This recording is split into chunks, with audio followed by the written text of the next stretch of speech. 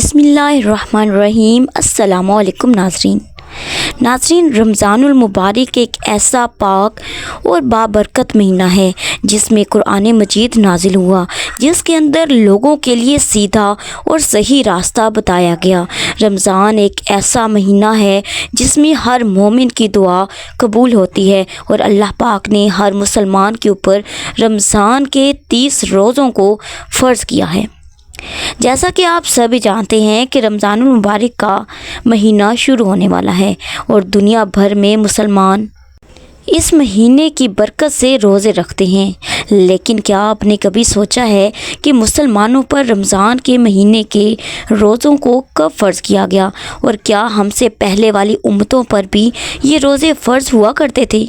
آج کے اس ویڈیو میں ہم اسی حوالے سے بات کرنے والے ہیں کہ کس امت پر کس طرح سے روزے فرض ہوئے۔ ناظرین، اللہ رب العزت نے قرآن مجید میں ارشاد فرمایا ہے، اے ایمان والو، تم پر روزے فرض کیے گئے ہیں جیسے تم سے پہلے لوگوں پر فرض کیے گئے تھے، تاکہ تم پرہیزگار بنو۔ سورۃ البقرہ آیت نمبر 183۔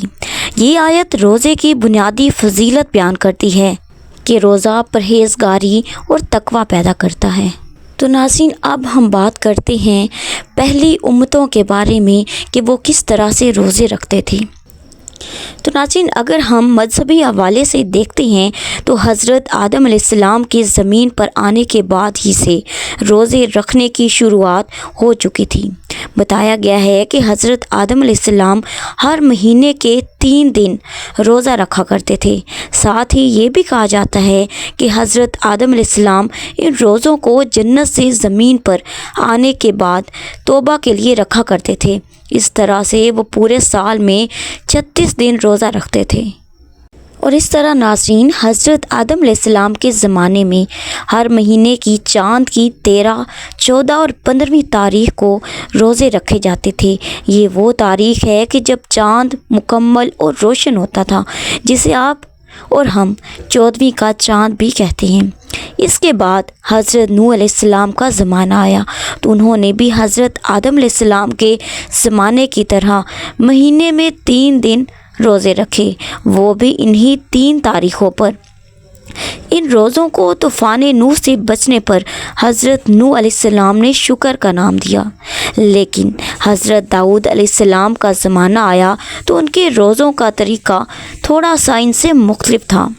چنانچہ نبی پاک صلی اللہ علیہ وسلم کے فرمان کے مطابق وہ 1 دن روزہ رکھتے تھے اور 1 دن افطار کرتے تھے، یعنی کہ پورے سال میں وہ آدھا سال روزہ رکھتے تھے۔ اس کے علاوہ حضرت سلیمان علیہ السلام ہر مہینے میں 9 دن روزے رکھتے تھے، اور یہ روزے مہینے کی شروعات میں 3 دن، مہینے کے بیچ میں 3 دن اور مہینے کے آخر میں 3 دن رکھا کرتے تھے۔ اس کے علاوہ حضرت ابراہیم علیہ السلام بھی حضرت آدم علیہ السلام کے طریقے کے مطابق روزے رکھتے، یعنی کہ ہر مہینے میں وہ 3 دن روزے رکھتے تھے۔ لیکن کئی روایاتوں کے مطابق حضرت ابراہیم علیہ السلام پورے مہینے کے روزے رکھا کرتے تھے۔ حضرت موسیٰ علیہ السلام کے روزوں کا طریقہ سب سے الگ تھا۔ چنانچہ صحابہ کرام کا کہنا ہے کہ حضرت موسیٰ علیہ السلام کو اللہ رب العزت نے لگاتار 3 مہینے روزے رکھنے کا حکم دیا تھا، اور ان روزوں کے فضل سے وہ اللہ تعالیٰ سے ملاقات کریں گے اور ہم کلامی کا شرف حاصل کریں گے۔ اور جب 3 مہینے روزے رکھنے کے بعد اللہ تعالیٰ سے ہم کلامی کا دن آیا تو حضرت موسیٰ علیہ السلام کو یہ بات پسند آئی کہ اتنے دن روزہ رکھنے کی وجہ سے میں اپنے منہ کی بو کے ساتھ اللہ تعالیٰ سے ملاقات کروں گا۔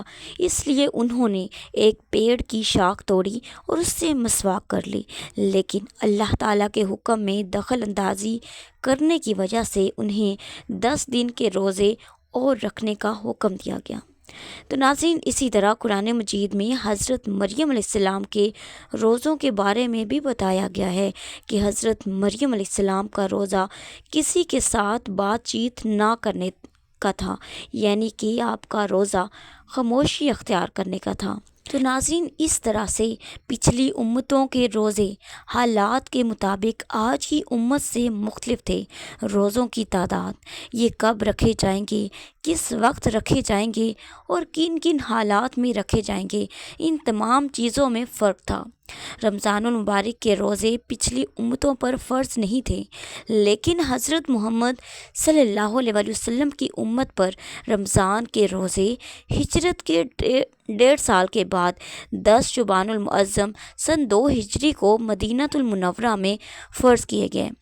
اللہ پاک نے فرمایا ہے کہ ماہ رمضان وہ مہینہ ہے جس میں قرآن نازل کیا گیا، جو لوگوں کے لیے ہدایت ہے۔ ساتھ ہی یہ بھی فرمایا گیا کہ تم میں سے جو کوئی اس مہینے کو پائے اسے اس بابرکت مہینے میں روزے رکھنے چاہیے، اور اگر کوئی شخص بیماری کی حالت میں ہو یا سفر میں ہو اور اس کے روزے چھوٹ جائیں تو وہ بعد میں ان روزوں کو پورا کر سکتا ہے۔ تو ناظرین، یہ بھی جان لیجئے کہ نبی پاک صلی اللہ علیہ وسلم کی امت سے پہلے یہودی اور عیسائی 10 محرم کا روزہ بڑے احترام کے ساتھ رکھا کرتے تھے۔ اسی طرح ہر مہینے کی 13ویں، 14ویں اور 15ویں تاریخ کو بھی روزے رکھے جاتے تھے۔ چنانچہ نبی پاک صلی اللہ علیہ وسلم نے پوچھا، تم 10 محرم کا روزہ کیوں رکھتے ہو؟ انہوں نے جواب دیا کہ اس دن ہمارے رب نے ہمیں فرعون سے نجات دلائی تھی، اور اسی دن اللہ نے ہمارے لیے دریا میں راستہ بنایا اور ہمیں دریائے نیل سے پار کرایا تھا، اس لیے ہم اپنے رب کا شکر ادا کرنے کے لیے اس دن کا روزہ رکھتے ہیں۔ اس پر نبی پاک صلی اللہ علیہ وسلم نے ارشاد فرمایا کہ ہم اس بات کے تم سے زیادہ حقدار ہیں۔ چنانچہ مسلمانوں کو حکم دیا گیا کہ تم بھی محرم کے مہینے میں روزے رکھا کرو۔ یہودی ایک روزہ رکھتے ہیں تو تم 2 روزے رکھا کرو، ایک 9 محرم الحرام کا اور ایک 10 کا۔ اس کے بعد کچھ وقت گزرا تو ہر مہینے میں 3 روزے رکھنے کا حکم دیا گیا، جو چاند کی 13ویں، 14ویں اور 15ویں تاریخ کو ہوتے تھے۔ مسلمان ان دنوں روزے رکھتے تھے، لیکن جب رمضان المبارک کے روزے فرض کیے گئے تو ان روزوں کو سنت کا درجہ دے دیا گیا۔ تو ناظرین، اسی طرح رمضان المبارک کے بابرکت مہینے کے بارے میں نبی پاک صلی اللہ علیہ وسلم نے ارشاد فرمایا کہ جب اس مہینے کی پہلی رات آتی ہے تو آسمانوں کے دروازے کھول دیے جاتے ہیں اور پھر پورا مہینہ وہ بند نہیں کیے جاتے، اور جب اس مہینے کی آخری رات آتی ہے تو اللہ تعالیٰ ہر روزہ دار کی مغفرت فرما دیتا ہے۔ تو ناظرین، اس طرح سے روزوں کے بہت سارے فوائد بھی ہیں۔ اس سے دل اور دماغ مضبوط ہوتا ہے، بلڈ پریشر نارمل رہتا ہے، جسم کی چربی کم ہوتی ہے اور پٹھے مضبوط ہوتے ہیں، نظام ہاضمہ کو آرام ملتا ہے، خون صاف ہوتا ہے اور ہڈیاں مضبوط ہوتی ہیں۔ تو ناظرین، یہ تھی میری آج کی ویڈیو۔ اللہ تعالیٰ سے دعا ہے کہ اللہ تعالیٰ ہمیں رمضان المبارک کی قدر کرنے، زیادہ عبادت کرنے اور روزے رکھنے کی توفیق عطا فرمائے، اور ہمیں کہنے سے زیادہ عمل کرنے والا بنائے۔ آمین۔